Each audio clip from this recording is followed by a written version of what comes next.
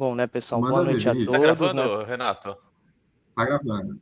Desculpa, Vinícius, vai lá, Não, manda ver. relaxa, Catai, tranquilo. Então, boa noite a todos, né, pessoal? É um prazer estar aqui hoje apresentando aí um tema de meetup, né? Eu lembro lá atrás, quando eu comecei meu primeiro meetup que eu vim, me ajudou bastante a ingressar nesse mundo de Mule, né? E hoje eu estou trazendo aí esse tema de migração de APIs do Mule 3 para o Mule 4, né? Então, acho que é um tema bem relevante aí para a comunidade. A gente vê pouca coisa de Mule 3 hoje em dia. E ainda assim a gente encontra muitas aplicações Mule 3. Então, essa é a nossa agenda de hoje. Eu vou falar um pouquinho sobre mim, bem rapidamente.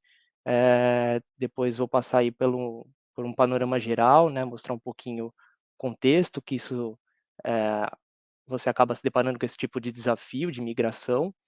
E depois eu vou passar aí por um comparativo melhor dizendo, né, entre Mule 4 e Mule 3, mostrando um pouquinho os benefícios, o que que a MuleSoft trouxe no Mule 4 e as consequências de você não realizar sua migração, né, e o prazo para realizar isso também. E posteriormente a gente vai abordar aí o processo de migração de um ponto de vista do planejamento, e eu vou deixar um guiazinho, como se fosse uma árvore de tomada de decisões, para ajudar aí você com o seu projeto, tá? Então, e por último, né, a gente vai finalizar com uma demonstração do Mule Migration Assistant, né, que é uma ferramenta desenvolvida pela MuleSoft. Eu vou mostrar um pouquinho, né, o que que ela é, o que que ela suporta, o que que ela migra, né, e o que que ela não migra, e vou finalizar com uma demonstração prática e simples dela, tá? Por último, a gente tem as dúvidas, né, como o Renato e o Catai falaram aí, e um quiz aí. Tá, então, bom, vamos lá.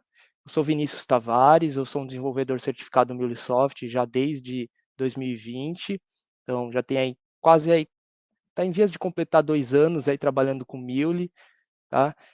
Atualmente eu trabalho numa consultoria americana, na Pantheon Inc., no projeto da ExxonMobil, e o background é o básico de Java, eu trabalhei com de aplicativos mobile, suportei bastante DevOps e depois eu acabei vindo já trabalhar com MuleSoft. Então, bom, né, aplicações, qual que é o contexto que você se depara com esse tipo de atividade, de desafio? Então, em que você entra num projeto e você se depara lá com aplicações ainda em Mule, algumas coisas 4, né, ou então tudo em Mule, e a empresa, né, tem algumas diretrizes, vamos colocar assim, né, tem alguns políticas de cibersegurança que você migre tudo para o Mule 4, né, para uma versão mais recente. Então, isso acaba sendo aí bem comum no nosso dia a dia de desenvolvedor MuleSoft, né, bem comum aí, né, e a vantagem disso às vezes a necessidade disso também é utilizar novos policies, né, e até mesmo manter as boas práticas. Não é legal você, às vezes, continuar com o código ali legado, numa versão já defasada, em vias de chegar ao end of life. A gente vai comentar disso um pouco mais ali para frente, né? E quais são os desafios de fazer isso? Então, os desafios de realizar a migração claro, manter uma aplicação nova em Mule 4 fidedigna, fiel à sua aplicação anterior, tanto do ponto de vista de segurança, de performance, né, e de lógica de negócios. E, além disso, implementar boas práticas, enxergar espaço para implementar boas práticas e melhorias de segurança e de performance, claro. E também o grande desafio, né, e eu até já vou abrir aqui um parênteses, seria migrar custom connectors e custom policies, ou seja, código customizado, né. Isso é um grande desafio, eu não vou entrar muito nesse assunto aqui hoje, porque estenderia demais, é um assunto que eu acho que precisaria primeiro assentar a base melhor o que que seria custom connectors e custom policies, para depois falar um pouquinho de migração disso, tá. Mas eu acho que esse é o grande desafio aí desse tipo de de atividade, né. Então, bom, por que migrar? Por que realizar a migração? Ali eu já deixei alguns pontos bem claros, né, do porquê migrar, diretrizes da empresa, cibersegurança, utilização de novas features, Bom, né, mas o que a Muley trouxe aí de diferente com o Muley 4 em comparação com o Muley 3? A Muley trouxe o Muley 4 aí no final de 2017, né, ela trouxe com beta primeiro, depois oficializou, e o objetivo do Muley 4 em comparação com o Muley 3 era trazer mais agilidade, ser mais performático, trazer muito mais funcionalidades, né, e ser mais simples de maneira geral. Então muita gente fala que foi uma evolução do Muley 3, mas muitas pessoas também enxergam como não sendo uma evolução, porque foi uma mudança bem radical, né. Então você vai reparar que, tem algumas coisas que são bem similares, o jeitão, mas muitas coisas, a grande maioria é diferente. Então, uma mudança bem radical da MuleSoft. Então, né, a gente está falando aí de aspectos e características que trouxeram benefícios, então vamos ver isso aqui mais na prática, né. Então eu falei de mais agilidade, mais poder, né, mais recursos e mais simples. Mas por quê? Na prática, o que a Muley implementou aí com a vinda do Muley 4? Então, ela trouxe o MUnity Recorder, então muitos aí acho que conhecem o que é o MUnity Recorder, muitos usam isso no dia a dia aí quando fazem testes unitários, né. O MUnity Recorder não existia no Muley 3, no Studio 6, não existia no Anypoint Studio 6, isso foi implementado aí com a vinda do Muley 4 e o Anypoint Studio 7, e é uma ferramenta extremamente valiosa para a vida do desenvolvedor. Então, desenvolver testes unitários está aí no nosso dia a dia. Os testes unitários por si só já é um assunto bem polêmico, né? Muitas empresas acabam vendo isso como uma tarefa onerosa e custosa, tanto do ponto de vista de dinheiro quanto tempo. Então, a Muley vendo isso, enxergando que era uma tarefa dificultosa, que consumia muito tempo, ela trouxe o MUnity Recorder para agilizar a sua vida. Então, você grava aí um teste unitário e consegue agilizar o seu processo de desenvolvimento. Além disso, ela é muito mais low code, né? Você precisa conhecer menos de código, de programação como um todo, de maneira geral, do que o que você precisava conhecer para o Muley 3, né. Muley 3 vocês vão ver, eu vou deixar isso um pouco mais claro na demo também, mas Muley 3 você precisa saber um pouquinho de Java, de classes, de programação orientada a objetos. Então, Muley 4 ele deixou isso mais democrático, melhor dizendo, né, você não é muito mais low code. Eh, né, também tem muito menos transformers, então ele faz isso de uma maneira já mais automatizada, automática. No Muley 3, para quem trabalhou, isso aqui é uma foto da documentação, uma imagem da documentação do Muley 3, né, no site lá da MuleSoft, dos transformers. Isso aqui não existe no Muley 4, isso era os componentes que a gente tem no Muley 3, que você tem que transformar de JSON para um objeto Java, de um objeto Java para um byte array, objeto para string, e assim vai. Então você tinha que saber o que você estava transformando, no que você estava transformando. Você podia também personalizar e customizar a classe que você estava de destino da transformação. Então, se você quisesse criar uma classe nova lá em Java e transformar para aquela sua classe que você criou, sem problemas.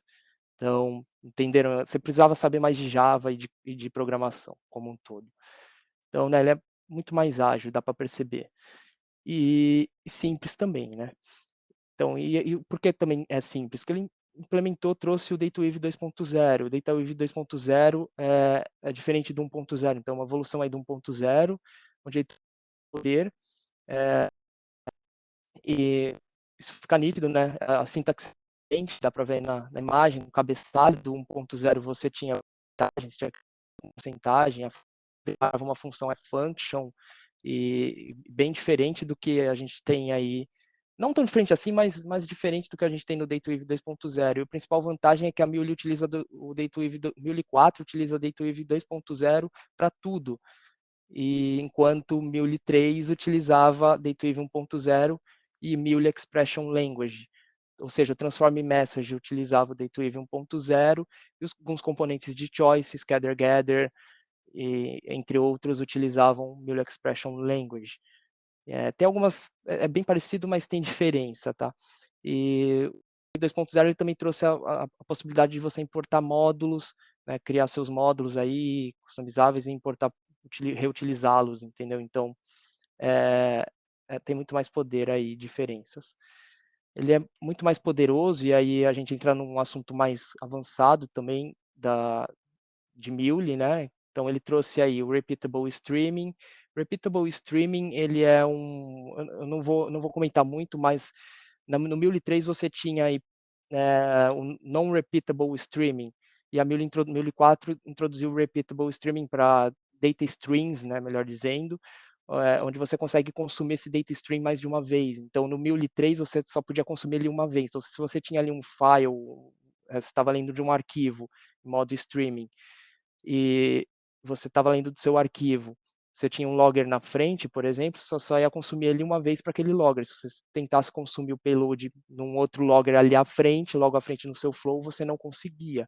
No Mule 4 você consegue. Então ele tem 2 modos aí que ele trouxe, que é um in-memory e o outro eu não vou me recordar muito bem o nome, mas ele salva no disco também. Se transbordar a sua capacidade que você definiu na sua memória para ele salvar na memória, ele transborda para o disco. Então você consegue processar ele mais de uma vez, né, um stream data. Ele também introduziu o conceito de back pressure e non-blocking I/O, então ele dividiu a forma como você processa em 3 thread pools. Então, dependendo do tipo do componente lá que você tem, do connector do componente que você tem no seu flow, ele vai processar com uma thread específica.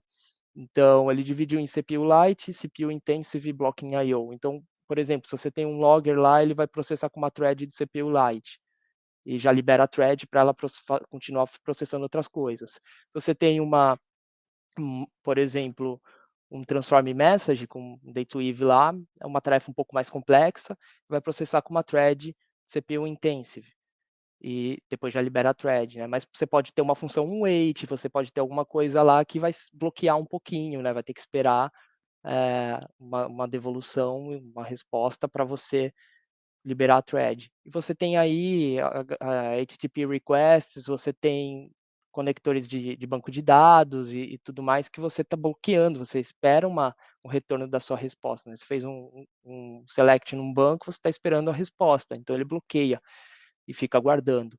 Então a thread fica bloqueada durante esse tempo. Então ele dividiu, né? Então isso é como se fosse faixas a melhor analogia que eu vi para isso é faixas de pedágio, né? Você tem ali a praça do pedágio com faixas de, né, uma via rápida, você tem a parte que você das cobranças, né? E assim vai. Então você consegue alocar aí, né? Processar de uma maneira mais inteligente.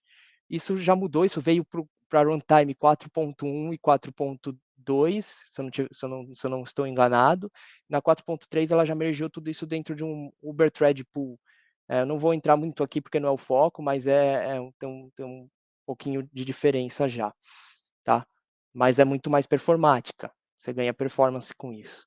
Também introduziu novos recursos, então o error handling da maneira como a gente conhece, com o error propagate, com o error contínuo, esses 2 escopos, eles foram introduzidos aí com o Mule 4. No Mule 3 a gente tinha o seguinte, a gente tinha o error handling aqui, ó, catch exception strategy, o choice, mais alguns outros aqui. Então, a gente não tinha esses escopos como a gente conhece hoje em dia.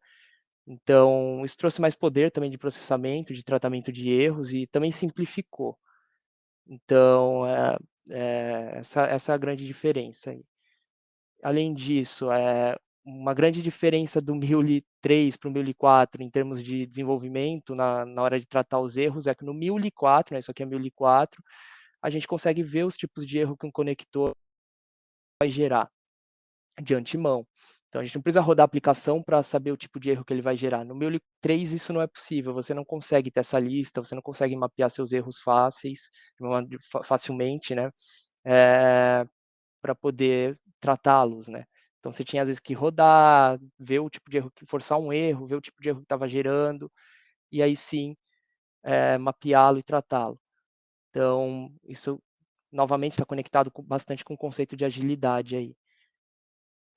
Que mais? Ele trouxe o target variable em todos os componentes aí de transporte, né, então você tem um flow reference, você tem um conector de banco de dados, você tem o HTTP request, ambos têm ali um target, né, enquanto o Mule 3 não tem. No Mule 3 existia aí o messaging reacher, que era um escopo. Então você levava todo esse escopo aí você colocava esse escopo no seu flow e tudo que você precisasse, você colocava dentro dele aí. E aí, por último, você fazia um mapeamento, igual a gente faz no Target hoje, né? Mas era diferente, você tinha um escopo. Hoje em dia você tem direto isso no componente aí, fazendo o mapeamento, salvando o seu payload numa variável que você deseja. Que mais? TriScope. TriScope não existia em Mule 3, isso veio no Mule 4.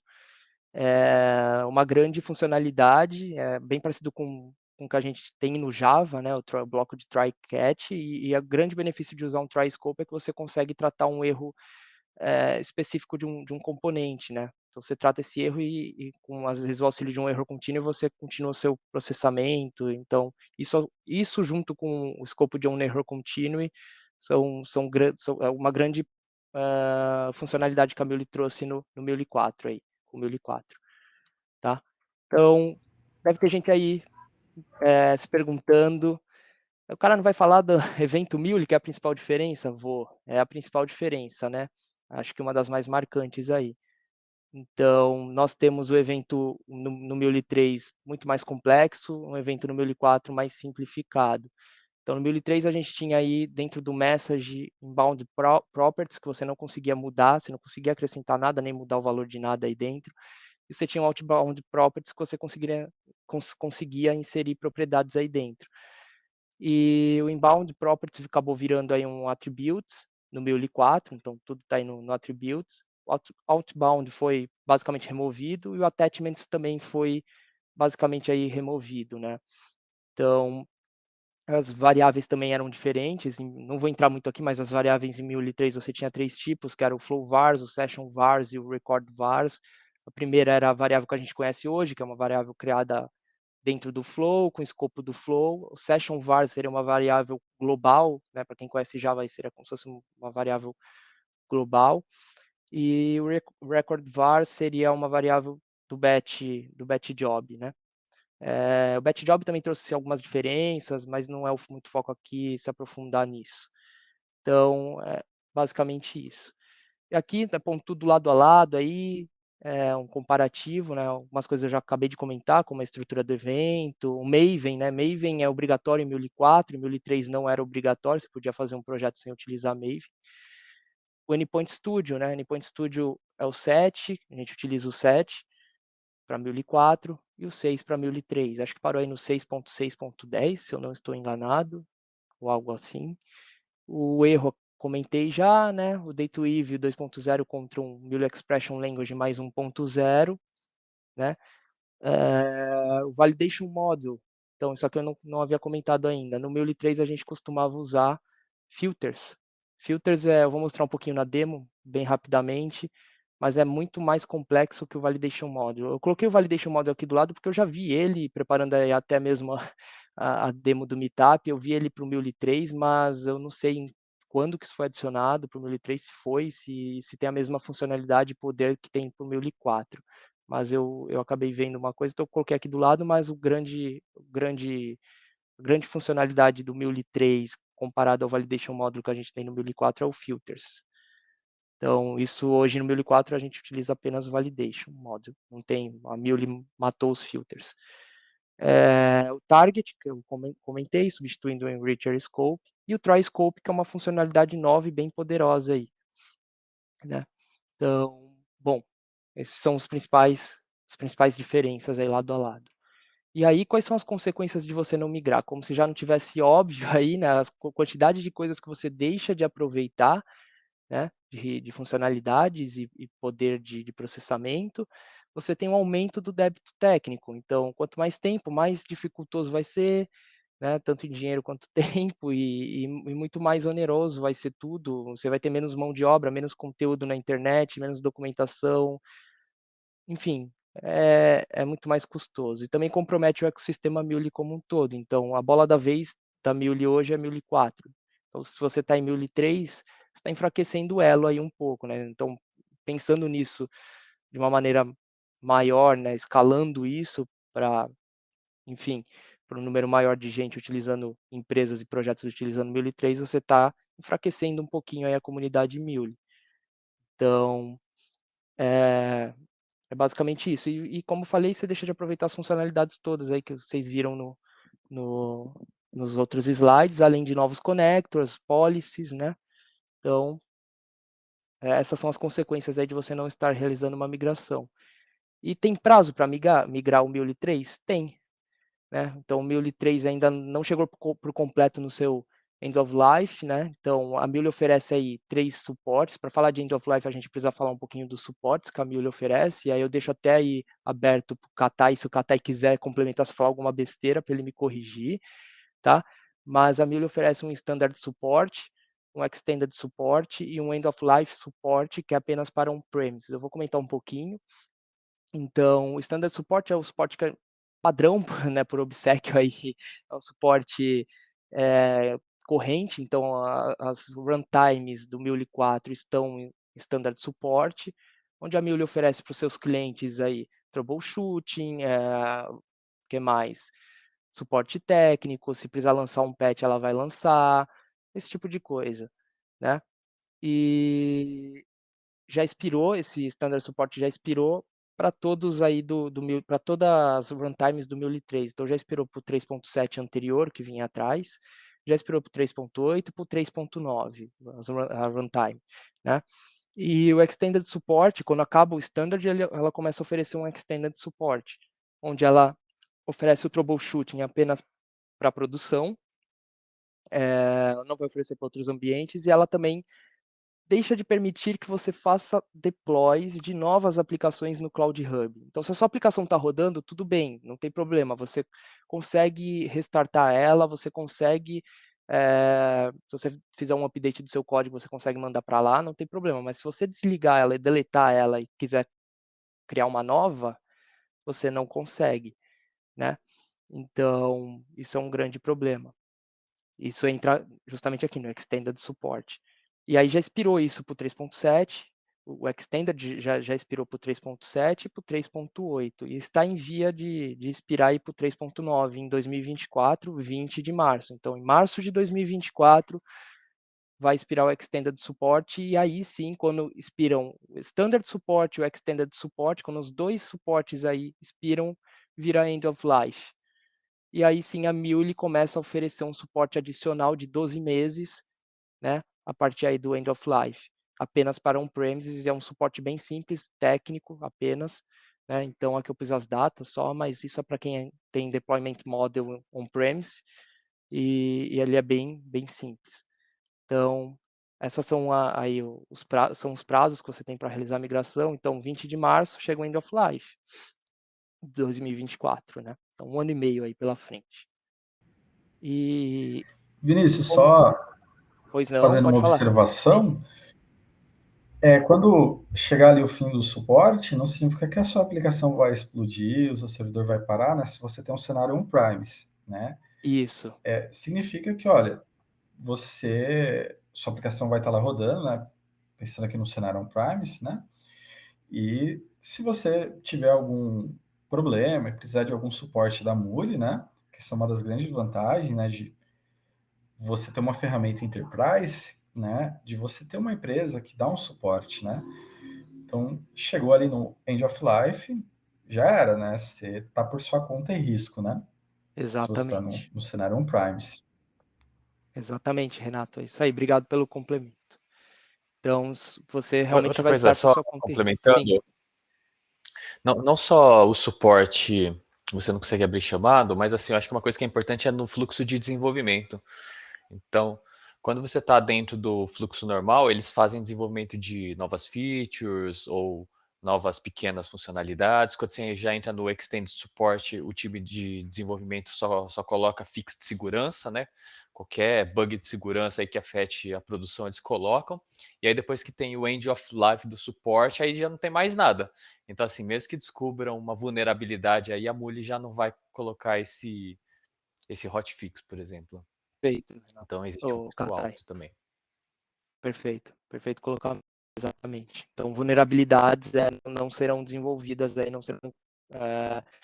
a Mule não vai cobrir vulnerabilidades nesse caso, né? Como o Katai complementa. Então, bom, como esse processo de migração resolve, como se aborda o planejamento do processo. Então, sempre leve em consideração uma oportunidade de reorganizar sua aplicação. Sempre a espaço, não leve uma para 1004 apenas com uma simples tradução de conversão de componentes, né, connectors. Sempre há oportunidade aí de debater com um time de negócios, stakeholders, aí, quem utiliza a API, se precisa de algum complemento do ponto de vista de lógica de negócios, sempre há oportunidade, há espaço para implementar o API-led Connectivity, então isso é muito importante, né? Então você tem às vezes uma série de um portfólio de APIs em Mule 3 que não estão utilizando API-led Connectivity, às vezes por que não utilizar, né? Então é sempre bom pensar também em implementar boas práticas de código, tratamento de erro, né? Os testes M-Units. Então é normal você pegar APIs aí em Mule 3 que não estão utilizando M-Unit, não está testando nada e você ter que desenvolver, né? Quando você vai migrar para Mule 4, isso seria uma boa prática aí. Até mesmo connectors aí difundidos no Catalyst, como o JSON Logger, um Common Error Plugin, que o Renato fez um meetup muito bom, por sinal. Foi o último meetup, né, Renato? Então, sempre tem espaço para esse tipo de coisa. E aí sim você começa a avaliar e classificar suas aplicações, né? Então, o que seria essa avaliação? Eu vou voltar já nesse slide, tá? Mas essa avaliação seria quanto à complexidade da sua API. Então, APIs de baixa complexidade têm transformações simples, não tem nada customizado, connectors, policies, nada disso. Geralmente são APIs de experiência, APIs que fazem um simples bypass da mensagem, né? E APIs de média complexidade já são um pouquinho mais elaboradas, lógicas de negócio, um scatter gather, um choice, um batch job, o uso aí do Mule Expression Language, né? A gente está falando aqui de APIs Mule 3, né? Que você vai migrar para o Mule 4. Então, geralmente são APIs de processo, e algumas de sistema também se enquadram aí nesse quadro aí de média, né? E complexidade alta é tudo que tem connector customizado, política, policies customizadas, código Java, aí, enfim, sistemas são APIs de difícil migração, né? Transformações são complexas, data weaves são bem complexos, esse tipo de coisa. E aí sim, você, depois de avaliar e classificar suas aplicações, você cria um plano de migração, né? O seu plano de migração, você pode imaginar ele como sendo algo do tipo, eu vou fazer um Big Bang, vou sair migrando tudo de uma vez, eu vou dividir as minhas APIs em grupos menores, mais particionados, de acordo com lógica de negócios, né, com contexto de negócios, e você ir migrando em pequenos grupos, né, sempre configurando por que avaliar e classificar suas aplicações ali naqueles grupos. Porque é sempre interessante começar a migrar do que é mais simples para o que é mais difícil, até mesmo para você ganhar maturidade, para o seu time treinar e ganhar confiança na atividade, né? Então, o plano de migração ele contempla tudo isso. E aí sim, você começa, né, a estimar os esforços, recursos eu não estou falando só de braço, não, eu estou falando de vCores, então vamos supor que você tenha aplicações Mule 3 no Cloud Hub, né, você tem ali um vCore no Cloud Hub, a aplicação de Mule 3, você tem que estimar, você vai desligar elas primeiro para fazer o deploy do que é Mule 4, se você não for desligar, se você for manter elas ainda rodando, porque lembre-se, se você desligar, você não consegue ligar novamente a aplicação em Mule 3, né? Então você tem que contemplar que você vai ter aí o dobro de vCores nesse caso aí, né? Para ligar as duas em paralelo, né? Para ligar as Mule 4 em paralelo com as de Mule 3. Então você tem que levar tudo isso em consideração. E assim você começa a migração, você pode utilizar o MMA Tool, né? Que é o Mule Migration Tool que a gente vai ver aí na parte final, né? Mas isso por si só não é autossuficiente, você precisa assim de um esforço manual ainda. A gente vai ver isso na demo um pouquinho. E aí sim, você configura seu ambiente, se for on-premise, você vai ter que instalar lá a runtime nova no Mule 4, né? Migrar aí os contratos de quem está consumindo a API, tudo mais, né? API Manager, enfim. E até mesmo desenvolvimentos adicionais tem que levar em consideração, que você pode ter que fazer, implementar alguma coisa nova que o time de negócio pediu. E aí sim você passa para a terceira etapa, que é a de testes, fazendo aí testes funcionais e testes não funcionais, como um teste de carga, utilizando JMeter, também é super recomendado, e cabem outras validações aí junto com o time de negócios. Aí sim você vai lançar, né, fazer o deploy delas em produção, e sempre é bom monitorar suas aplicações, né? Então, ficar de olho lá, sempre vai acontecer alguma coisinha ou outra, e você realiza uns ajustes pontuais, e esse é basicamente um plano aí bem estruturado. E aí sim eu deixei uma árvore de tomada de decisão, que ajuda você a tomar suas decisões, né? Então, você se questiona primeiro se seu projeto possui aplicações em Mule 3. Se ele não possuir, você está bem, não se preocupa, segue a vida no Mule 4. Se ele possuir, você tem que se perguntar, essas aplicações precisam existir após o end of life? Né? São aplicações temporárias ou não? Essa é a pergunta. Se não são temporárias, sim, precisam existir após o end of life, você passa lá para o próximo bloco, mas se elas não precisarem existir, elas são temporárias, não tem por que migrar, né, às vezes. Claro que aí cabem exceções, né, não tem certo e errado nisso aqui, cabem exceções aí, porque, né, como eu falei, às vezes tem diretrizes da empresa que vão te obrigar a ficar apenas com uma versão, né, então eu quero tudo em 1004, independente se é temporário ou não, então cibersegurança, né, eu quero que migre, não tem conversa. Então, né, cabem exceções aí. Aí por último não, né, você pergunta aí, existe alguma necessidade de negócio a ser implementada? Sim, se precisa implementar alguma coisa, desenvolver alguma coisa, mudar a lógica de negócio, dependendo do tamanho, às vezes cabe uma pergunta, um questionamento se é válido rearquitetar e redesenhar isso já direto em 1004. Né, às vezes não vale a pena você sair migrando, vale dependendo do tamanho do que você tem que implementar e modificar, já vale a pena você rearquitetar isso em 1004 e pronto. Se não, aí por último, né, você sempre vai se perguntar aí, é crítico para o time de negócios? Porque você vai começar, né, essa pergunta é importante porque você começa com o que é crítico, né, então como eu falei, você classificou em baixa complexidade, média e alta, então você começa pelo que é baixo, indo para o que é alta complexidade, do que é crítico, porque não para o que é não crítico, né. Então é basicamente isso, essa é a ordem de priorização que eu tentei trazer aqui, que eu acho que é o que funciona bacana aí. E aí a gente vai para essa última etapa, que é o Mule Migration Assistant, uma ferramenta open source aí, que a MuleSoft desenvolveu. Eu acho que foi que lançou em 2020, eu não tenho muita certeza, ela foi lançada, mas ela ajuda aí a migrar as aplicações de Mule 3 para Mule 4, né? Então, uma ferramenta de linha de comando, você tem lá um jar, você executa ele migra rapidinho, mas não é autossuficiente. Eu vou mostrar, você tem que pôr a mão lá, fazer algumas alterações manuais, deletar umas coisas, né? Modificar, né? E ela também gera, quando ela termina de migrar ali, você roda a linha de comando, ela gera um relatório do que foi e não foi migrado. Então, é bem interessante, eu vou mostrar e você também pode contribuir lá para essa ferramenta, né? Como eu falei, é uma ferramenta open source, então você pode estar contribuindo, fazendo alterações no código lá, se você quiser baixar lá o código e fazer alterações, e enfim, é bem bacana. E o que ela migra, afinal? Ela migra o API Kit, Vinícius, MUnit, pois não? Pode falar. só aqui, né, dando uma olhada no chat, Sim. você acabou de responder aqui algo que o Eduardo tinha perguntado, né? Se tem alguma forma de automatizar essa migração, né? Ah, Então, legal. é justamente aquela ferramenta, né, que você falou anteriormente. Como que é o nome dela mesmo?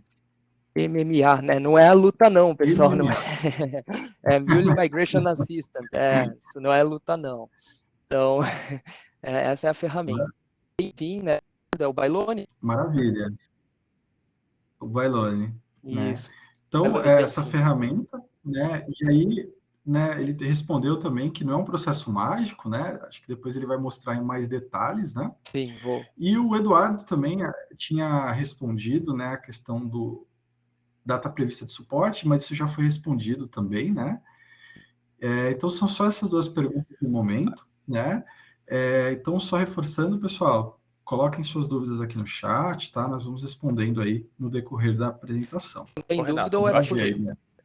Pode- Desculpa, eu acho que a pergunta também do Eduardo talvez tenha outra conotação também. Talvez fosse também quando que a Mule vai terminar o Mule 3 por completo, não só o 3.7, 3.8, 3.9, sabe? Hum, E aí eu acho que isso ainda não tem data. A única coisa é que não tem feature nova no Exato. 3.9, né? Assim, Exato, mas acho que acho que é, a teoria é quando terminar o 3.9, muito provavelmente não vai ter um 3.10, assim, mas não é. Enfim, não tá super claro falando que é isso que vai acontecer. exatamente, Katai. ele tinha até feito a pergunta antes desse slide, né? Mas acho que o que a gente tem assim de mais concreto é que a última foi o 3.9, né? E aí essas são as datas aqui, né? E a princípio é o que tem aí para hoje, né? Muito Exato, provavelmente é o não que a vai gente ter uma sabe. 3.10, mas não tem nada oficial. Só se surgir, né, de repente, algo similar aí àquele problema que teve com o JSON Log, com Log4j, vai saber, né? Sim. Bom, bora lá, Vinícius. Então, bom, continuando aqui, o MMA, né? Então, o que ele migra? O API Kit, MUnit, Error Handling. Então, você tem lá seus MUnit, seu Error Handling lá em Mule 3, você vai migrar isso para Mule 4 através do MMA, né? Com o auxílio do MMA. Ele vai realizar essa migração desses componentes aqui, né? E o DataWeave 1.0 também migra, o Mule Expression Language para o 2.0, Enricher, né, aquele escopo para o Target Verbo, ele põe automaticamente, os filtros para o Validation Módulo também, né? O que ele não suporta basicamente é código customizado Java, connectors, né, policies customizadas, isso ele não suporta ainda, né? Nunca sabemos aí, vai que alguém desenvolve lá alguma coisa e ele lança uma nova versão e passa a suportar. Eu deixei aqui o link com mais informações disso, né, do que ele suporta, o que ele não suporta. Então, acho que agora é a hora da demonstração. Eu vou comentar um pouquinho aqui do que eu preparei para fazer essa demonstração. Então, né, eu preparei o seguinte cenário, né, duas aplicações em Mule 3, uma de processo, uma de sistema. A minha aplicação de sistema, ela bate num banco de dados aí, está lá hospedado no Heroku. Esse banco, ele traz esses campos aqui, daqui, ó, do Order ID até o zip code, ele traz 5 campos. Esses campos são devolvidos aí até a Order Process. A Order Process, por sua vez, pega o zip code, que é um CEP, né? Pega o CEP, joga esse CEP aí para uma aplicação aí, que não é Mule, então joga CEP nesse serviço aqui de Zip API US, e esse serviço vai nos retornar em uma cidade, que pertence ao CEP, né, e o estado também. São CEP, isso aqui é CEP americano, então, né, vai retornar os dados aí. E a ideia aí é migrar isso para Mule 4, né, utilizando a ferramenta MMA. Então, bom, vamos para a demo, depois acho que eu passo aí pelo question and answers aí. Então, deixa eu sair aqui dos slides. Bom, preparei aqui as APIs em Mule 3, né? Já deixei até elas rodando aqui para agilizar, que minha máquina, eu estou na minha máquina pessoal, ela não é lá tudo isso, então ficar gastando tempo fazendo deploy, vai subindo as aplicações, vai ser um pouquinho complicado. Eu vou mostrar um pouquinho delas em Mule 3, como que são os flows e tudo mais, vou reafirmar algumas coisas ali que eu falei nos slides, e aí a gente passa para o uso do MMA. Então, começando pela de System aqui, né? Tenho 3 flows aqui, como a gente conhece, um global, onde tem minhas configurações globais, um implementation aí, o Order System API, que é o kit. Então, tem o router, né, igual a gente tem 1004, só que é bem parecido, né? Tem os erros aqui, só que aqui ele tem um property, ó, é um pouquinho diferente, ele põe um property aqui, onde você seta a propriedade, content type aqui, tá? Então, parecido, mas diferente. E aí ele tem, por último, aqui um endpoint só, que é o do Order ID lá. Isso aqui é para uma variável, né? Ele está salvando numa variável chamada Order ID o inbound properties, que é um URI param, né? O Order ID, salva isso nessa variável. E aí eles chamam o flow lá da implementation. É um flow bem simples, ele bate num banco lá do Heroku, está hospedado no Heroku. Passando uma query de select, bem simples também, né? E passa aqui, né, para uma validação para ver se o meu payload é nulo. Então eu estou utilizando um filtro. Isso aqui, em Mule 4 a gente utilizaria o validation module. Eu estou utilizando um filtro de message. Então aqui, ó, em filters, até a navegação, né, é bem diferente, vocês estão percebendo. Então em filters a gente tem tudo isso aqui de filtro. A gente pode compor, encadear filtros dentro de filtros. Então nós temos aqui o Message Filter, que é o que eu estou utilizando, e dentro dele, né, eu tenho o Nested Filter, que é um filtro encadeado aí, é o filtro de expressão, expression, aqui. E por que eu encadeei? Qual que é a vantagem de encadear? Eu encadeei porque o filtro de expressão sozinho apenas, né, eu podia pôr ele aqui no lugar desse, ele sozinho aqui no Flow, ele para o meu processamento silenciosamente, ele não lança erro nenhum. E a ideia aqui, eu quero lançar um erro para tratar ele como um 404, né, que não existe um ID, se o meu payload voltar vazio, né, não existe esse ID lá, não existe esse registro no banco, né, então eu quero que ele volte um 404 para mim. E aí eu quero que lance um erro, né? Eu não quero que ele pare o meu processamento silenciosamente como se fosse um sucesso e acabou. Então eu tive que pôr o message filter e dentro dele um exception. Desculpa, o expression filter. E aí sim, porque o message filter você consegue marcar isso aqui, throw on unaccepted, né? Então ele lança o erro, depois eu pego esse erro aqui, né? Então o erro, olha como é diferente, eu tenho que pôr aqui o erro dessa maneira, né? Bem diferente, exception caused by, aí põe o tipo do erro, né? Isso aqui é o tipo do erro. E aí sim ele vem para cá. E aí sim, aqui eu tenho um log bem simples, bem similar ao que a gente tem em 1004. Transformação também bem simples, tá? Bem comum. Payload, né? Só mapeando aqui, ajeitando os nomes do que vem lá do banco da maneira como eu quero que retorne. Então, na process aqui eu vou abrir ela rapidamente, né? Process eu tenho basicamente a mesma coisa, deixa eu só fechar de system. Eu tenho basicamente a mesma coisa, o API Kit bem simples, um flow chamando aqui, ó, o Order ID, igualzinho a gente tem na System. Aqui eu estou salvando o Order ID, igualzinho eu também estou fazendo na System. Só que aqui eu salvo uma variável a mais, que é um Query Parameter, né? Que é o Response Type. Então eu posso diferenciar, eu posso escolher se eu quero que o meu payload volte um formato XML ou um JSON, por exemplo. Então eu passo isso aqui e salvo isso nessa variável, Response Type. E aí sim eu chamo o flow lá da implementation. Se for um flow um pouquinho mais complexo, né? E aí aqui entra as sagas dos transformers, que eu vou tentar explicar por alto aí o que é e, né, na prática como que funciona. Então aqui eu estou fazendo uma chamada para minha API de sistema, tá? Então eu estou batendo na minha API de sistema, estou pondo um logger aqui simples e faço uma conversão aqui, um transform do meu input string aqui, que é o que está retornando aqui JSON, né, do HTTP request, para um linked hash map. Então, eu estou pondo essa classe aqui, personalizei. Eu podia apenas pôr aqui um hash map em vez de linked, né, também funcionaria. Só que qual que é a diferença, né? O linked hash map, ele volta tudo, ele faz um hash ali e busca depois ali na ordem. O hash map normal, ele não prioriza a ordem, né? Então, eu tenho aquela ordem de campos que eu mostrei aqui, ó, então eu tenho essa ordem de campos aqui, ela ficaria talvez tudo embaralhado, né? Eu queria manter essa ordem, né, do que está voltando lá da minha system. Então, eu estou usando um linked hash map aqui. E aí sim eu vou para um message enricher, porque eu quero salvar o que está voltando dentro aqui desse flow reference. Esse flow reference é a chamada lá para o serviço de zip data, então eu faço a chamada lá,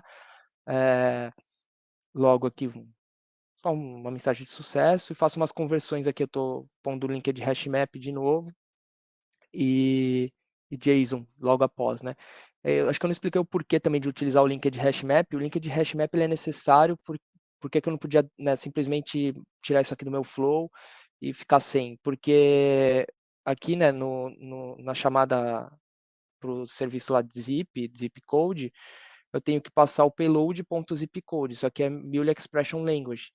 Se eu não tivesse esse transformer, ele não ia fazer um evaluation, conseguir pegar esse zip code do meu payload aqui. Não ia, tá? Então ele ia voltar aqui como um nulo, nesse caso. Então eu preciso fazer, né, passar ele para um hash map para ele poder entender, né, payload.zipcode. Posso pegar o zip code lá, o campo do payload e pôr aqui. Se eu não faço isso, ele não pega. E aqui é a mesma coisa, eu passo ele para um hash map para depois converter ele para um JSON string para ele poder ser transformado aqui no final no choice, né? E a mesma coisa aqui, se você olhar, eu fiz o hash map para passar para cá e depois eu tive que utilizar um JSON string para ele poder entrar aqui também no choice, no transform aqui e poder, né? Para poder concatenar com o site e o state lá que está vindo do meu outro HTTP request. Então, né, é muito mais confuso. Esse 1004, acho que um monte de gente pensando que será muito mais simples, né? Então, nós temos aqui no choice, eu estou vendo a variável, lá estou lendo a variável, e se ela for um XML ela vem para cá. Se ela não for um XML default, ela vem para JSON. Também tem um tratamento de erro bem simplório. E é isso, né? Então, está funcionando aqui no Postman. Eu estou batendo na API lá em 1003, está rodando. Então, estou passando aí esse ID 1, buscando lá do meu banco, está enriquecendo, né? Beverly Hills, Califórnia, e enfim. A ideia aí é migrar, utilizando o MMA Tool aí, né? Então, o MMA Tool, eu baixei ele lá do site, do GitHub, né? Tá aqui na minha pasta, deixa eu mostrar para vocês. Ele vem um zip, eu extraí ele, né? E aí, dentro aqui desse caminho, eu abro aqui o meu CMD e eu executo esse comando aqui, né? Então, comandinho java-jar, só para você rodar aí o jar, executar ele, aí você começa a passar umas propriedades, né? Então, o Muley version que você quer, que é a versão de destino que você quer migrar. O base path, que é basicamente o seu workspace, da onde está a sua aplicação em Muley 3, né? O seu workspace. Então, aqui está dentro do meu Endpoint Studio, Muley 3 Order Process API. E o meu Destination Project Base Path. Então, eu tenho aqui para onde eu quero migrar ela, né? Nesse caso aqui eu só vou pôr um meetup, porque eu já havia migrado ela para esse workspace, então vou pôr só um meetup aqui para ele não se confundir. Então, eu quero migrar ela para esse workspace aqui, né? Então, eu posso simplesmente rodar e está executando já, é bem rápido. Então, realmente não costuma demorar muito, ele roda já 10 segundinhos, né? E ele te dá aqui, ó, Migration Report. Ele me gerou esse relatório, eu posso acessar lá e abrir, eu já vou fazer isso. Só vou migrar também a orders, né? Então, já vou aproveitar e migrar a orders, só vou alterar o nome aqui. Opa, system, desculpa, system, né? Tô falando orders, mas é a system. Então, também tenho que alterar lá o base path, o project base path, para ele pegar a system. E tá certinho. Ele vai migrar essa também. Ali, como vocês viram, a gente estava no Endpoint Studio 6, né? 1004, agora a gente vai para o Endpoint Studio 7. Eu vou abrir rapidamente só esses reports para comentar um pouquinho com vocês. Os reports ficam salvos dentro dessa pasta reports, então, summary. Aqui está o report, né? Então, se der algum erro durante a sua migração, ele vai listar o erro aqui, vai comentar. O report é interessante que ele mostra umas dicas de documentação. A gente tem aqui, ó, né, ele comenta algumas coisas comigo, né, basicamente um build the query params map with a single data weave expression. Então ele fala para mim, ó, construa query parameters, um mapeamento com uma expressão simples de data weave. Você não precisa utilizar Muley Expression Language. O inbound property você pode utilizar direto attributes. Então ele comenta, né, ele deixa umas dicas aí, e se eu clicar, se eu não me engano, ele me dá uma documentação, ó.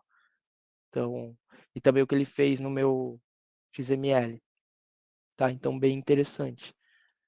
Ele lista essas coisas, aqui informação, se tiver mais alguma coisa também relevante, ele vai listar. Então, o report é basicamente isso. Eu não vou abrir da System, que é bem similar. Vamos para o que interessa, que é importar isso para o Muley 4. Então, no Muley 4, né, você vai vir em import. Eu, de fato, não vou importar porque meu computador não ajuda, então eu já acabei importando, mas não tem segredo. Você vem no Endpoint Studio Project from File System, Project Root, você vai selecionar lá o de destino, né? Então, Muley 4 aqui, Meetup, eu selecionaria aqui a Process API, selecionar essa pasta, né? Eu mexo aqui no nome, acerto o nome dela, posso deixar aqui o 4.4.0 e desmarco aqui o copy, né? Ele mexeu no meu nome porque eu desmarquei. Certo aqui e termino de copiar, né? Ele não vai deixar porque eu já estou com ela com esse mesmo nome, tá? Já acabei importando. Então você faria esse processo para as duas, né? Importaria ela para dentro do seu Anypoint Studio 7. E aí sim, a System eu já importei, já ajustei, tá? Para a gente não perder muito tempo. E a Process está aqui como se eu tivesse acabado de importar ela. Então, vamos abrir os fluxos dela, vou fazer as ações manuais e vou tentar rodar. Então aqui logo de cara a gente já consegue ver umas diferenças. Ó. O API Kit, aqui o router já tudo migradinho, né? Mas ele tem umas coisas diferentes. O que, que é isso aqui? Isso aqui ele é como se fosse um conector de compatibilidade que ele cria, né? Ele até importa aqui um compatibility plugin, né? Mas eu não quero usar nada disso, eu quero uma aplicação bem simples como eu conheço em Mule 4, não estaria utilizando, fazendo uso disso se eu estivesse desenvolvendo do zero também, então eu vou deletar essas coisas que não quero usar. Posso até deletar sem dó, não preciso, né, ficar vendo muita coisa. Aqui ele também põe um de property, que ele quer converter as propriedades lá que tinha no Mule 3, se vocês repararam, eu passei, né, tinha uma propriedade lá de content type, ele quer converter isso, né, então rodar em modo de compatibilidade, então também não preciso disso, eu posso sair deletando, né, não quero. Então, aqui, né, aqui está bem normal, bem trivial do jeito que a gente conhece uma aplicação em Mule 4, eu posso só entrar aqui nas variáveis para checar, então aqui, ó, aqui é a pegadinha do malandros, tirar isso daqui. Você não pode deixar porque eu não estou mais utilizando Compatibility Bound Properties, eu quero, né, tirar isso daqui, né, e eu vou utilizar o Attributes. Então, Attributes. Na verdade, não é nem variáveis, né, isso não é variáveis, eu vou por Message, Attributes,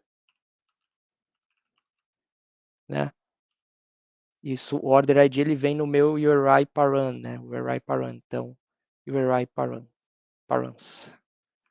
Não vou clicar, prefiro digitar aqui.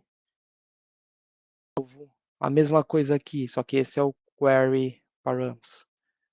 Então, message, attributes, query params. Tá pegando lá. Tá vendo? Isso aqui eu precisei fazer na mão, não foi automático. Na verdade, teria sido automático que ele usa o compatibility plugin, mas eu não quero utilizá-lo, né? Vamos tirar isso aqui. Transform message, ele está fazendo aquela transformação, né, do linked hash map, então está chamando a classe aqui do Java, né, payload as object, passando a classe. Meu Anypoint Studio começou a travar, que legal. Mas eu vou deletar isso também e o outro transformer aqui que ele fez, né, relativo ao transformer do JSON lá, né?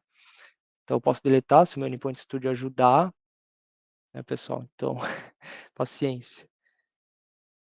Mas é basicamente deletar isso Vamos aqui. aproveitar e dar uma olhada no chat aqui, né? Sim, vamos olhar o chat porque O, o Anypoint Studio não está ajudando. boa. O Eduardo aqui tem uma pergunta, né? Esses não suportados, né? Acho que ele está se referindo àqueles componentes Sim, não suportados no MMA, né? São migrados mesmo assim, tendo que ser alterados para não gerar erro na execução, ou tem que ser criados na mão do zero em Mule 4, né? você tem que criar Então, acho que meio que você basicamente, passou por isso. sim. Mas você tem que criar na mão, né? É, Dependendo, vamos supor assim, que você tem um custom connector, você tem que. No Mule 3, acho que eu não comentei muito disso, mas você utiliza o DevKit que você instala aqui pelo help, install new software lá no Anypoint 6, tá? Que eu estou no Anypoint Studio 7, mas você instala lá o DevKit. No Mule 4, acho que já vem embarcado aqui no Anypoint Studio 7, né? Já vem embarcado o Development Kit, né, da Mule, e aí você já consegue criar do zero, mas não tem ferramenta assim de maneira automática para você fazer isso. Então, basicamente, você tem que abrir o código, entender lá se tem alguma coisa sendo utilizada especificamente para algum componente do Mule 3.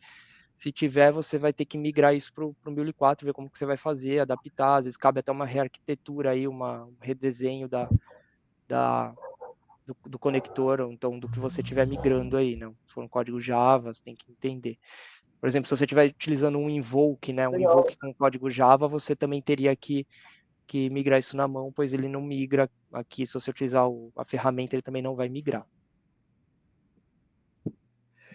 Aí nessa linha, né, do que é suportado e o que não é, o Hélio também fez uma pergunta, né, dos que são suportados, né, se ele faz uma migração limpa, né, ou se tem que, após a migração, ir lá e ainda corrigir alguma coisa, né? Sim, tem que Principalmente o corrigir. DataWeave, né? Sim, Dataweave é uma migração bem limpa, assim, eu não testei ainda com Dataweave muito complexo, mas olha aqui, né, ele acertou direitinho, que eu não tenho que mexer em nada no Dataweave, estava em Dataweave 1.0, vocês viram lá, tá direitinho aqui, né, mesma coisa para o XML, então, também tá.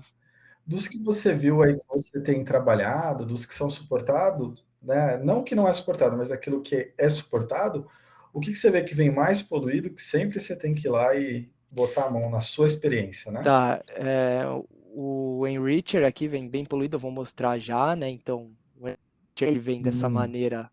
Ele tá salvando direitinho, mas tá vendo que ele põe tudo que tava dentro do meu Enricher aqui, ele põe flow. E esse Ah, flow é que eu não sei. preciso, então eu posso tirar Ficou isso estranho. fora. Ficou bem estranho. Verdade. Então ele tá chamando um flow para chamar outro. Então eu posso tirar tudo aqui fora e chamar direto o flow de baixo, né? Então o Enricher vem bem zoado, a gente tem realmente, né, tirar.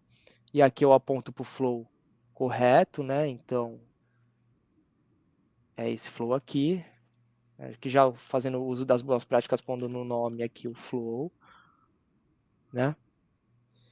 Que mais? Que mais que eu posso falar? Meu estúdio tá. Cara, que mais que vem poluído?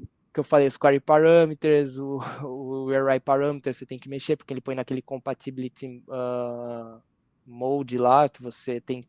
Enfim, a forma como ele referencia é diferente. Então tem que mexer. Luan,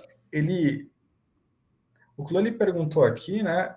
Acho que foi uma parte bem interessante que você trouxe, que é a possibilidade de você melhorar a sua arquitetura, né? Melhorar o seu ecossistema de APIs durante essa migração, né? Não só converter, né?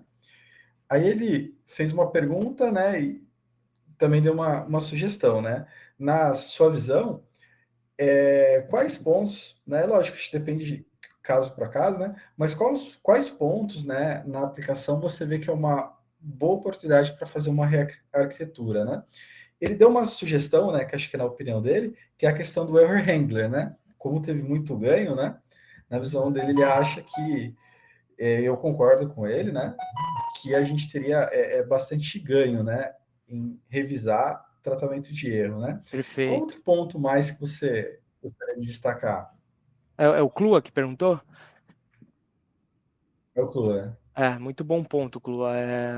O error handling é um grande candidato aí a você fazer uma Se eu rearquitetura, puder né, dar um uma redesenho. sugestão, Mas uma sugestão que eu diria é necessidade de negócio no geral. Então, se você tem, às vezes você tem que, vamos por assim, você às vezes tem uns dados que você está fazendo uma transferência de um sistema para o outro, né, integrando aí um sistema com o outro, e esses dados você percebe que você precisa ter uma persistência e não tem uma persistência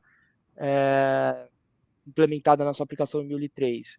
Então, é um momento aí para você desenvolver, por isso em um endpoint MQ, se a sua empresa, o seu projeto estiver utilizando endpoint MQ, você utiliza filas, então por aí um padrão confiável, né, de processamento aí das mensagens. Então, eu sugeriria esse tipo de coisa, né? Então, persistência de dados seria se você não tem persistência no Mule 3 e realmente é uma coisa que precisaria ter e tudo mais, está aí uma oportunidade de você rearquitetar, né?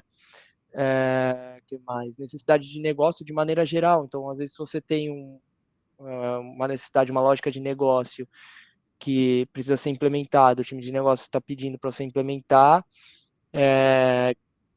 tá aí um belo momento, né, para você, né, mexer às vezes no seu REML lá, tudo mais, criar um novo endpoint, por exemplo, e inserir aqui, mas assim, sempre cabe essa análise, será que eu estou fazendo algo da maneira mais correta, mais digamos assim, benéfica para o processamento do dado. Né? Então, eu acho que a fila é um bom exemplo, por exemplo, nesse caso aí, né, que você me perguntou, uma bela sugestão aí. Se eu puder também acrescentar, o Error Handler, né, é um exemplo muito bom. O que você falou também, né? Pô, às vezes o negócio pode ter mudado desde quando foi feito. Então, às vezes você tem uma oportunidade de aperfeiçoar, né? Às vezes a API virou um puxadinho ali, né? Isso. E eu vejo também a questão do Data Weave, né? O Data Weave tem muitas funções novas, possibilidade de criar módulos, né?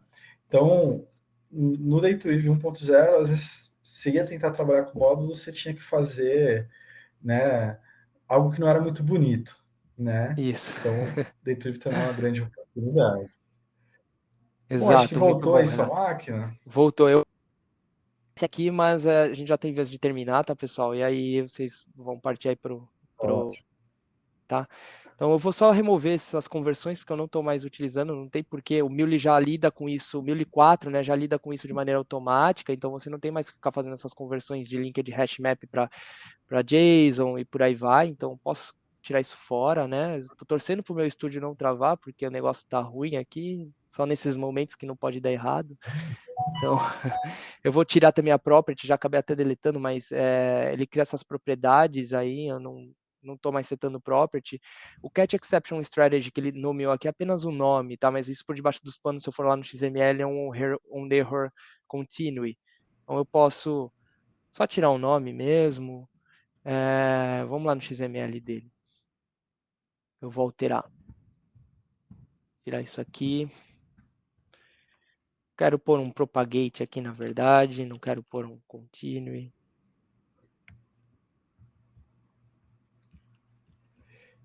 Jefferson, Propagate. o Jefferson fez uma pergunta também. Eu fiquei na dúvida. Se você puder esclarecer para a gente, Jefferson, o que você quis dizer ali com tenha tido resiliência, puder dar um pouco mais de detalhes aqui para a gente, eu agradeço. Enquanto o Jefferson vai detalhando aí, eu vou, né, tô removendo aqui o outbound properties, o inbound também, que eu não estou mais utilizando isso, os dois transformers aqui que ele estava, pôs no lugar dos transformers mesmo, né? Então, posso tirar tudo isso Ô, aqui. Vinícius, a Elisa fez uma pergunta aqui bem legal. Você está mostrando aí, né, um mundo onde tudo está dando certo, né? Sim, E o que acontece, né, se você pegasse uma API que não fosse possível, né, migrar? Acho que a gente teria dois cenários, né? Um onde talvez um ou dois itens, poucos itens, ele daria lá um erro naquele relatório, né? sim, E poucos itens talvez tenha daria um o erro, caso onde tenha dado tanto erro que você olha, pô, nem não compensa vale a pena. Perfeito, Renato. tentar cumprir, vamos Sua fazer do zero. colocação é a resposta mesmo.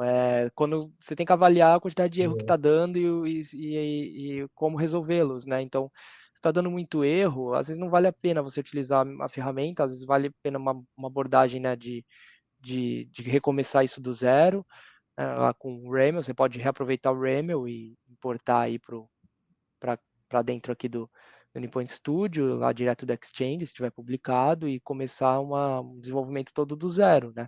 Mas se for poucos erros, ele vai mostrar lá no relatório, você pode também tentar resolvê-los, sempre é possível, né? Mas tem um momento que não vale tanto a pena ficar quebrando a cabeça com os errinhos que deu aí da ferramenta. Então, bom, eu acho que eu fiz tudo que tinha que fazer aqui. Deixa eu só dar uma olhada aqui, tá certo. Os HTTP requests estão certos. Então, query parameters está certinho. Header, ó, isso aqui eu posso tirar. Não, ele migrou como se fossem os headers. Eu não quero passar header nenhum aqui. Então, nem tinha, né? Que ele põe como supondo que tivesse. Aqui eu não sei se ele colocou. Acho que sim, também posso tirar ele fora. Tá certo, certo, tá certo. Acho que tá tudo aí. Eu vou rodar. Espero que funcione. E se meu estúdio ajudar também, que também tá tudo em ordem. E é basicamente isso, né, pessoal? Ele migrou aí. Ah, legal. A gente pode Esses perceber, plugins eu posso mesmo tirar com a também. ferramenta... Ah, legal. A gente percebeu que mesmo com a ferramenta, né, ela facilitou bastante o trabalho do que você tem que fazer do zero, né? Sim, muito mais Mas ágil. alguma coisinha do que lá e revisar. Né? Muito mais ágil. Você Então ela não estaria é aqui até uma 9 horas da fórmula noite mágica, quase. mas ela é um facilitador, né? Sim, Muito bom. sim. Com toda certeza, ela ajuda bastante. Mas, bom, pessoal, é basicamente isso. Eu não quero também ficar me alongando, que a gente ainda tem o quiz aqui, né? Eu acho que o principal que eu tinha que mostrar tá aí. Quem tiver pergunta aí vai mandando, a gente vai tentando responder aí com a ajuda do Renato aí, tá dando uma força. Enquanto isso aqui faz o deploy das aplicações local, né? Estou subindo as duas, a System e a Process.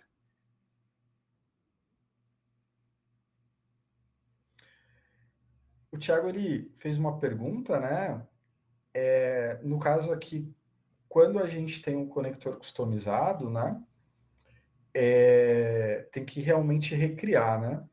A resposta é sim, tá, Thiago? Até porque mudou o SDK, né? No Muli 3, que o comentou, era o DevKit. Então, era uma forma de você construir conectores, né? Perfeito. No Muli 4, é um outro SDK, chama-se Muli SDK, então eles não são retrocompatíveis. Então, conectores customizados têm que ser recriados. Por isso que às vezes a gente vê no Exchange, conector JSON Logger, versão 3, versão 4, né? Não existe essa retrocompatibilidade. E no caso de uma library, né? Se você criou uma library é Java, né? E é só uma questão de você fazer a referência, né? Isso, Renato. Muito bom. Muito bem colocado, é exatamente isso.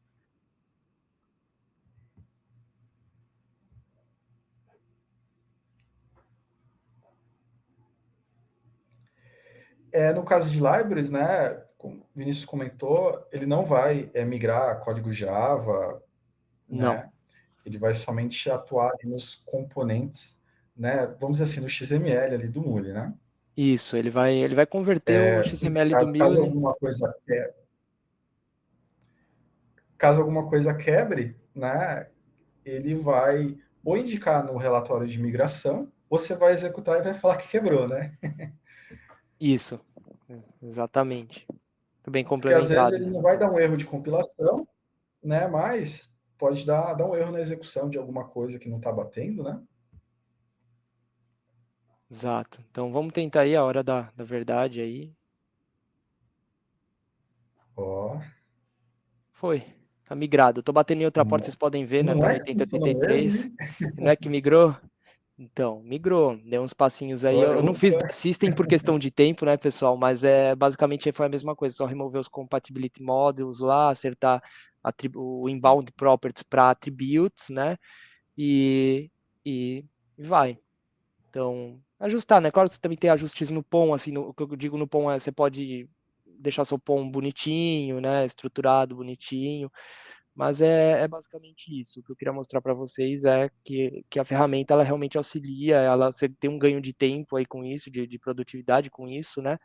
Mas ela não é 100% autossuficiente. Então, você tem sim que pôr sua mão, não é simplesmente uma tradução de código, uma conversão de código, você tem sim sempre espaço aí para pensar fora da caixa, implementar coisas novas, tá? Então, a gente habilitar o XML aqui, ele pelo menos deve me mandar uma resposta XML.